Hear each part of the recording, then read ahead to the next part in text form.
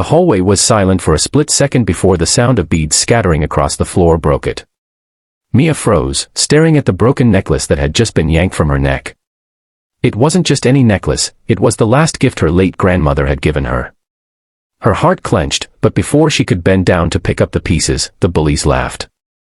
"Oops," sneered Claire, the leader of the group, twirling a strand of her perfect hair. "Didn't know it meant that much to you, new girl." Mia's hands trembled as she knelt to gather the scattered beads. She wasn't the type to fight back. At least, that's what everyone thought. Her grandmother's words echoed in her head, "Strength isn't about hurting others, Mia. It's about knowing when to stand up for yourself." The laughter grew louder. Another bully kicked a bead further down the hallway. Something inside Mia shifted. She stood up slowly, eyes steady, shoulders firm. The laughter faltered. There was something different in the way she looked at them now, calm, unshaken, almost fearless. Claire stepped closer, smirking. "What? You gonna cry?" Instead of answering, Mia sidestepped gracefully as Claire tried to shove her. Using nothing more than the bully's own momentum, Mia flipped Claire onto the floor with a practiced martial arts move. Gasps echoed down the hallway. What just happened?" one of the bullies stammered. Before they could attack again, Mia blocked a shove, gently twisting the girl's arm just enough to force her to back off without causing harm. It wasn't aggression, it was control. She didn't hit them. She didn't need to. By now, everyone had stopped to watch.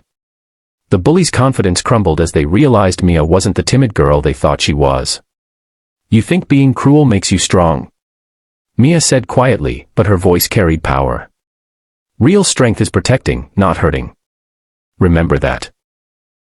The bullies scrambled away, faces red with humiliation. As Mia knelt again to gather the beads, a few classmates came forward to help her. "That was amazing," one of them said softly. "I didn't know you knew martial arts." Mia gave a small smile. "My grandma taught me." She said it's not about fighting, it's about having the courage to stand tall when it matters. Later that day, Mia sat alone under a tree outside the school, restringing her broken necklace. For the first time since she moved to the new school, she didn't feel invisible. A few students joined her, sitting down in silence, offering her new beads to replace the missing ones. The next morning, whispers filled the school hallways, not about Mia being shy or weak, but about the girl who stood up for herself without cruelty.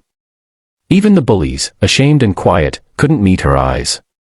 Weeks later, Claire approached Mia, fidgeting nervously. I'm sorry. I shouldn't have done that." Mia nodded calmly. "Thank you for saying that. I forgive you." That day, Mia didn't just fix her necklace, she mended her own sense of belonging. She had taught everyone that true power wasn't in hurting others but in standing with kindness and strength.